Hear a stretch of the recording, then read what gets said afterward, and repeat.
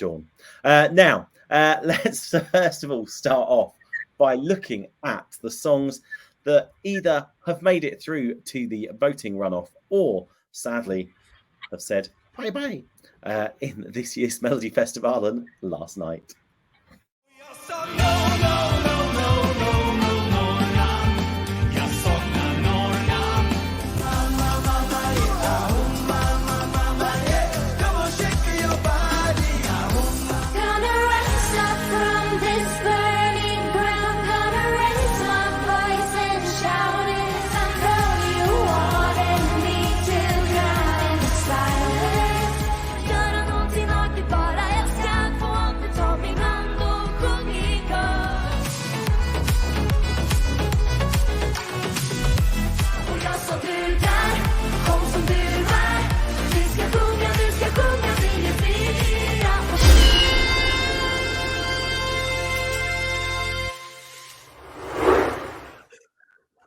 I'm so pleased that Sean has preempted me with this one, because Sean, what's the flying in all names of everything that is decent was going on with that balaclava? And more importantly, what I'd like you to do is try and explain to you why, out of all the age group votings, it was 16 to 29-year-olds that voted that song 12 points when it came to the voting runner. It's funny, isn't it? Shall I start with the ones that went home? Well, no. Just start with Under and Freya. I want your opinions on this one straight away. We're cutting to the chase, my friend. Straight away. Oh, so many questions. Why the balaclava? Why the horse? But I love it. Oh gosh. So her name, Fraukenstust, means Miss Filth. I don't know if you know that. It means Miss. This is annoying. I tell you what, she must have been always boiling. take the balaclava off. You know that, don't you? No, because I'll take it off, and then Michelle will go, "Oh, put it back on again," something like that. So, and apparently the song, I'm from a reliable source. The song refers to kids drinking, playing loud music in the cars, and having sex. And it's all in neon. She's on a horse. She's wearing a pink balaclava because that's her thing, apparently. And that's horrible. But I mean, it was 3 minutes of fun. It was 3 minutes of just lunacy. And like I say, every national selection needs that in there somewhere. Because let's face it, there's a lot of crap about. Yeah. With CJ and Hoover, I've never really warmed to that kind of song, but this actually had so much potential, and I'd love to hear this with some kind of like Safri Duo style production in it. Can you imagine that? Some Safri? Oh, that would be immense. That would be so good, and it would make it an absolute anthem. But it just didn't sort of stand out. I love the dancers. They were giving it their all on that performance. Really, really liked the dancers. Dear Sarah, The Silence After You. Firstly, the backlit spotlight thing, didn't it show all the dust? I thought, how dusty is it in that studio? Someone needs to whip round with a kind of Mr. Sheen and a fibre cloth thingy. Take more than a can of Mr. Sheen to do the Scandinavian. Yeah, I know. It was a typical run-of-the-mill Melfest song, though, to be honest. It's okay, well sung.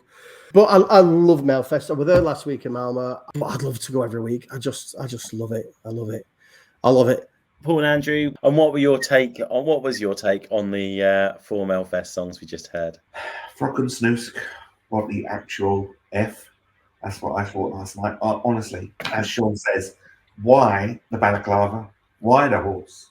It's just weird. It looked a bit like an art student summer project. And Sean, do you just happen to have a pink balaclava in your boudoir, or did you have to go out and buy one? No comment. I thought that Dear Sarah sounded a little bit like a Coldplay song. It's a bit quite anthemic. Engman's Kapell Norland. Catchy after-hours pub song, if you was down the pub getting a bit pissed. It's like country Schlager, and it reminded me very much of Texas Lightning from Germany. No, never. Yes, I can see that. Joe. That reminded me very much as well of Habba Habba from Norway. Yes. Yeah. My age there, but yeah, that was quite catchy. Quite like the African sounding beats, and That was a quite good round, I thought. Amazeballs.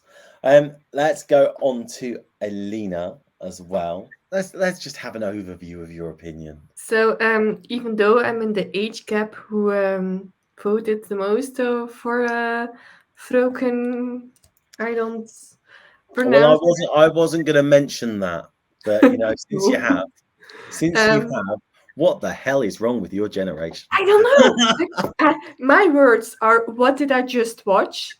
I don't even have her name down. I know who it was. I love the vibe. I love the energy of the song, but I bugged me so hard the pink. How you call it? The pink head. Oh, it annoyed me so much. Yeah. I hated it. Oh, I hated it. And I know that it's her whole concept and that's who she is as an artist, but oh god, I hated it. For the rest, I really liked the song. The Ahuma one, for once, I love that it was not a Spanish song, that it was actually an African themed one. It was an okay song, but for the rest. And the Northern one was, I loved it coziness. Oh, Neil saying a horse, my kingdom for a horse. Absolutely classic. I can only imagine what was going through your head when you saw that. Gustav voted for Dear Sarah so much they said I couldn't vote anymore. Well, it worked, didn't it? She got on the voting last night. I mean, she, did incredibly well, didn't she? And came second overall in the vote. Donna says, another woman with a big glowing ball swinging around her. In a way, I prefer the UMK version to this one. You've just given Anita visions. She says, now I'll be thinking of you, Donna, every time there's a glowing ball swinging on stage. And also, from Little John UK, let's just point out this one. Sean has everything you need in the balaclava department. Just ask. ESC Fan TV After Hours coming to a YouTube near you. glowing balls and everything.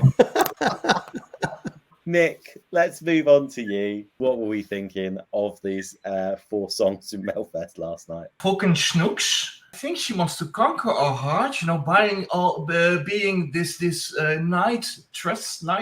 female knight on a horse, but she's too ugly to look at. So maybe it's take me from she wants to do it from her inside and her pink horse. I don't know. In order to get a message across in a song, I have to see your face. That's the number one rule for me in order to connect with someone, don't you think? So I really, really do not get this. Or maybe I do not. I'm too old. That could be as well. Speaking of too old, the country song really gave me Eloise, vibes. But that was a song from 1993, so maybe it's a classic song, a timeless, or it's dated. I'm not really sure. But it was enjoyable, actually. I was like humping on my... oh my God. I was just swinging along on my couch. And Dear Sarah, with the Duncan... Well, the Duncan Lawrence lamp was a Belgian-made lamp. This was just a rip-off of the IKEA Knollenverne connection. This was just... good for her to throw it away because it was, the lamp was shit, but the song was okay. It gave me a bit of Let It Go vibes. Also a Disney song. Yeah, a lot of Disney in my list this time. Hey, thanks, Nick. Phil and Michelle, do your worst. I think the only reason she's wearing a balaclava and she's on a big horse is because obviously she's going to do a robbery after the show, and that's how she funds her extravagant lifestyle. I thought the song sounded a little bit Irish. It was. The music, yeah. But I thought the performance was a bit better than the song, to be honest. I liked, was it Sejo? I loved how happy and vibrant it was, and it sort of made you smile and it made you move, and I really liked it. Apart from he sang over like a backing track for the verses, and it was a bit harsh. I think if he'd not had the backing track on, I think he would have sounded a lot better. Yeah, but I liked that. I thought it was all nice and beaty and dancey. And Engmas Capel, I'm going to say that really reminded me of Status Quo Margarita Time. I don't know if you remember that one, but there's one for the youth. But That song was so dated. I did like CZL. But again, that South African music was big in the 80s, and I don't know if it's as big now, but I loved it. It was a really jolly and happy song. I wasn't keen on Dear Sarah. I thought that was Melfest ballad by numbers. I just put typical Melfest fodder. That's it, but I'm off to buy a pink horse and a balaclava. Gustav, I love hearing you all butchering my language. You're welcome. You're welcome. We've had 4 songs now through to the runoff. Elisa Lindstrom, Adam Woods went through last week, Klukenschnusk, and Dear Sarah joining them now. Do we think any of these are actually going to get a ticket to the final, or have we not seen the ones that are going to get that golden final ticket yet? What do we think? No. I want to see Klukenschnusk again. See what, sorry? The woman in the ski mask. I want to see that again. I think there's enough mental songs. I don't think we need another one. I do. I want to get £6.99 worth out of this. I think you will. You will. I do think they all had the potential to win Supernova. This is very true. And as for Sean, if you're trying to get £6.99 out of that, well, if we hear about any suspect robberies in pink balaclavas trying to get £6.99 out of a shop, we'll know where it happened, don't we? Final video clip of the evening. 2 songs went through to the Melfest final last night.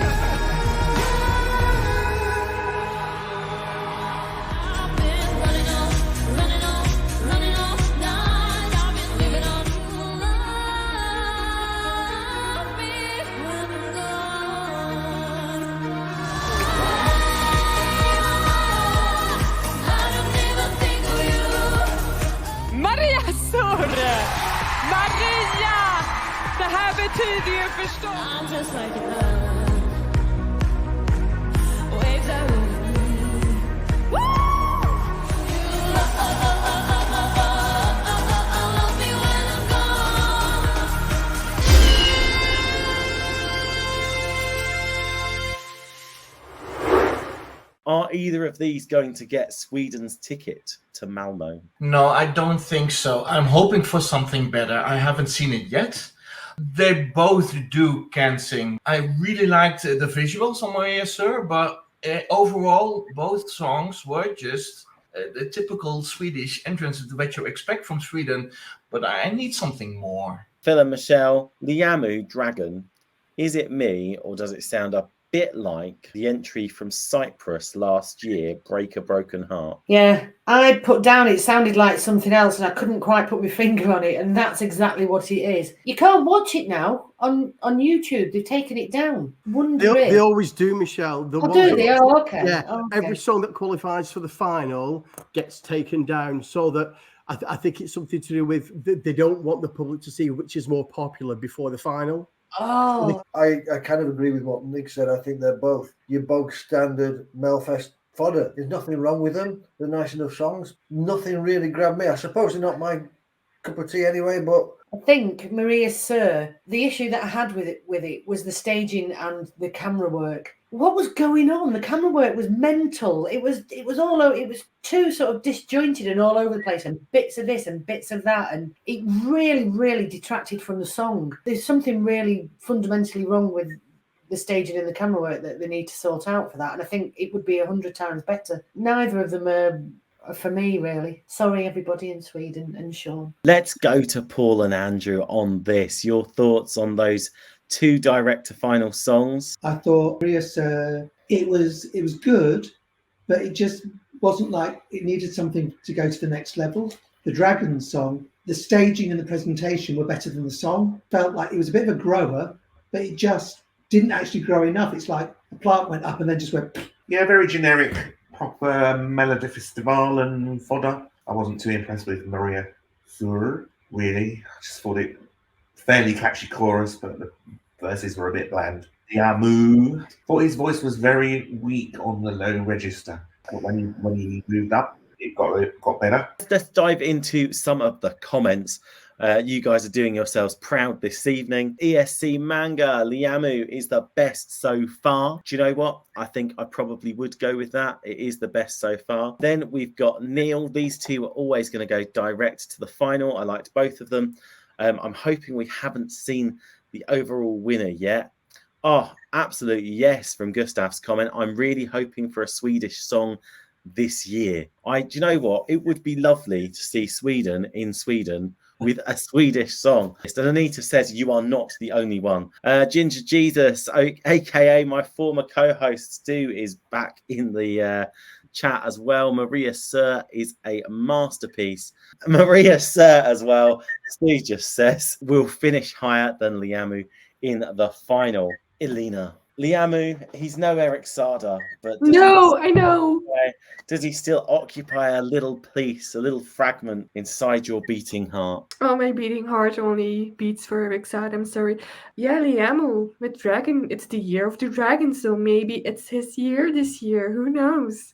Did like the fire and the outfit, but something in his act or in his song just somehow didn't fit or didn't came to me. And that way, I think Maria Sur is a bit stronger. And also, can we just say what a strong opener it was for Melodifestivalen with Maria Sur? And that's from me saying, and I didn't even like her last year. So she is growing on me, and I really like the song. Sean, final words on the qualifiers. It goes to you. Liamu, Dragon.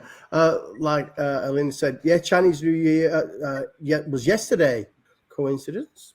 Don't know. But in 2022, his song Bluffing also had dragons in the graphics behind him. So I don't know if there's any kind of weird link there or whatever. Bluffing was fantastic. This, I think he only got through because it's Liamu.